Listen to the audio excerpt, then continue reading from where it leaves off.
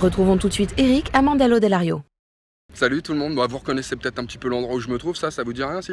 Si c'est Moto Guzzi, on est effectivement à Mandello Delario et pas parce qu'il fait chaud et beau, même si il fait chaud et beau, c'est pour ça. C'est-à-dire cette forteresse volante, la MGX 21 signée donc Moto Guzzi, le bagger à l'italienne que je vous propose d'essayer pas plus tard que maintenant en fait. Alors on va faire ça. Non maintenant c'est mieux, si je vous assure, c'est mieux. Allez on y va.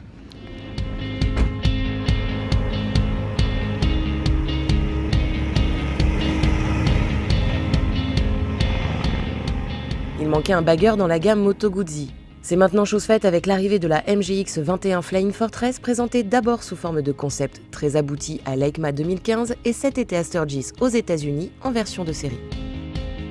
Bon alors la première impression est un petit peu surprenante, eu égard à cette énorme roue de 21 pouces à l'avant. C'est sûr que sur le coup, à basse vitesse, c'est un petit peu particulier, on a l'impression que ça va jamais vouloir tourner et puis d'un seul coup ça part, c'est plutôt surprenant. Et puis passé les 35 km/h, vous avez l'effet gyroscopique qui commence à jouer à fond son rôle. Et là d'un seul coup, vous découvrez une moto qui en réalité est tout à fait capable d'enchaîner les courbes, assez sereinement d'ailleurs, et puis qui a tendance à être plutôt même agréable et qui semble très très sûre.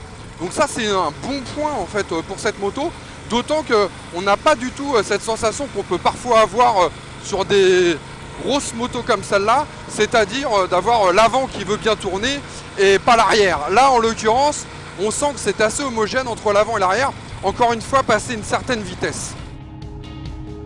Il suffit d'un regard pour en être convaincu, la MGX 21 n'est pas une moto traditionnelle. Elle a tous les attributs du bagger.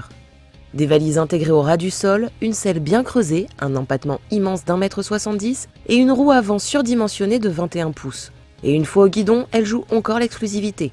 D'abord avec son système audio Bluetooth, son régulateur de vitesse et son tableau de bord tellement complet qu'il propose la vitesse en numérique et en analogique. Mais ce n'est pas tout. La position de conduite est plutôt agréable. On peut bien se caler les fesses sur le petit dosseret.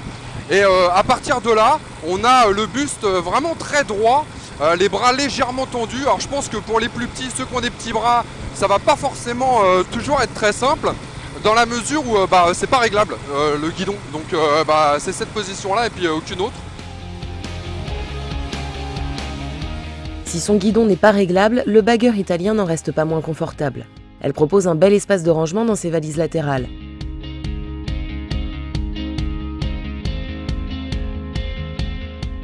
La selle est accueillante et moelleuse. On notera tout de même l'absence de poignée passager.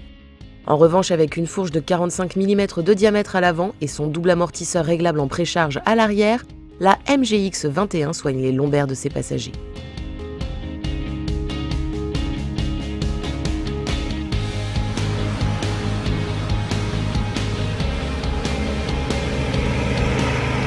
Là aussi, c'est une surprise. La suspension est vraiment bonne. Je trouve que ça encaisse vraiment bien les irrégularités de la route. La fourche plonge pas trop quand on freine. Et puis vraiment les amortisseurs à l'arrière se comportent vraiment très très bien, y compris sur les petites irrégularités. Souvent c'est là que ça pêche. Là vraiment ça encaisse vraiment bien. Et puis quand on roule un petit peu vite et qu'on a de la bonne compression, je peux vous dire qu'on sent rien du tout. Là par exemple je suis en train de rouler sur une route qui est vraiment très dégradée, je sens rien du tout. Puis j'imagine que là vous vous rendez compte que ça bouge pas beaucoup. Ça c'est un très bon point. C'est marrant parce que même dans les courbes, quand on passe sur des grosses irrégularités comme ça se désunit pas trop, Bon, ça bouge un petit peu, mais c'est pas violent. C'est assez rassurant, quoi. Pour continuer dans le registre de la sécurité, Moto Guzzi a doté son bagger d'un freinage digne d'une sportive. À l'arrière, on trouve un disque de 282 mm pincé par un étrier 2 pistons et à l'avant, 2 étriers radio 4 pistons mordus dans un double disque flottant de 320 mm. Le tout signé Brembo.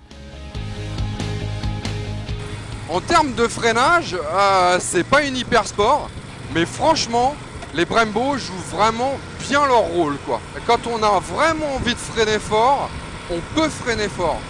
C'est un vrai plus parce que vu le poids de la machine, même si elle accepte évidemment de prendre de l'angle et de faire des petits pif-paf comme peu à mon avis de motos comme celle-là peuvent le faire, vraiment c'est simple, je la trouve assez maniable, quoi. étonnamment.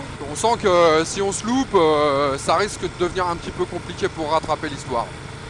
Mais il suffit de faire un petit peu attention aussi, on n'est pas obligé de rouler comme des malades. D'ailleurs, la logique voudrait qu'on roule plutôt à la cool sur un bagger.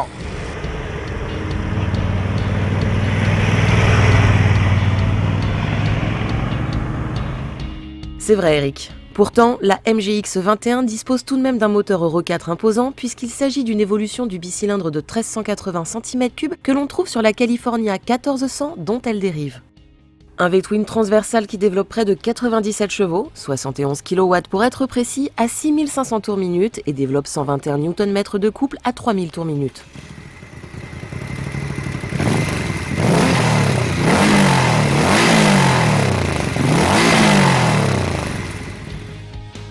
J'imagine que ça laisse de quoi assumer sans problème les 360 kg tout plein fait de la Flying Fortress.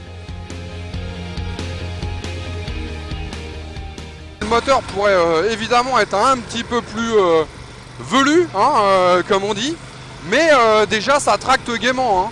C'est surtout qu'en plus il y a 3 modes de conduite. Il y a un mode touring, il y a un mode pluie, et puis il y a un mode veloce. Alors veloce pour les pas italiens hein, d'origine. Ça veut dire rapide quoi. On y va, on rigole plus, sportif quoi. C'est vrai que là on sent bien la différence.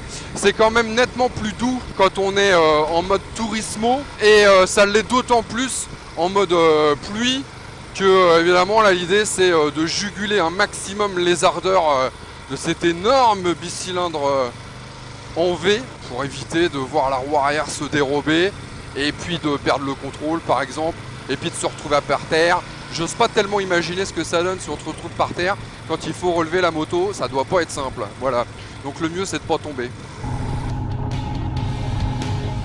Il serait effectivement dommage d'abîmer quelques-unes des magnifiques pièces en carbone qui équipent la MGX 21.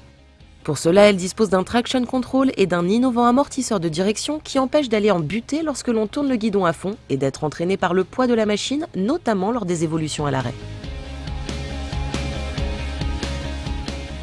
Si on commence un petit peu à hausser le ton, hein, comme on dit, on peut être surpris quand même, hein, parce qu'elle tient bien le pavé. L'arrière peut avoir une légère tendance, mais alors très légère, à glissouiller de temps en temps, mais juste ce qu'il faut.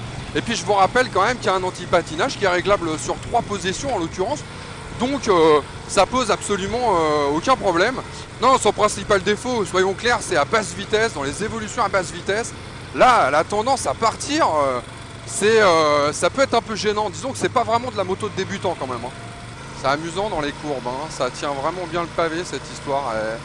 On peut enchaîner vraiment très tranquillement et c'est vraiment très sympa ça.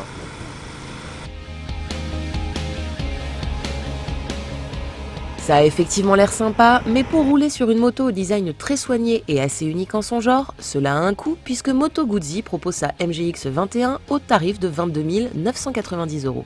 Une somme importante, mais tout à fait cohérente au regard de la concurrence, américaine notamment.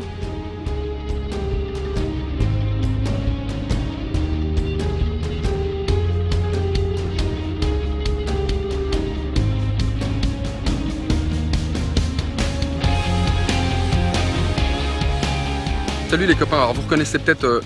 Oh, pourri. Salut les copains. Ah, non, on va se la refaire aussi celle-là, pardon. Les copains. Copains. C'est-à-dire... Ah pourri. Je vais la refaire donc.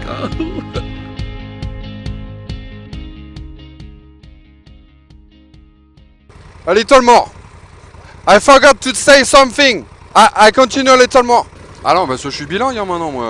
Ah, on ne croirait pas comme ça, mais... Mon petit voyage aux States, ça va pas rigoler, quoi.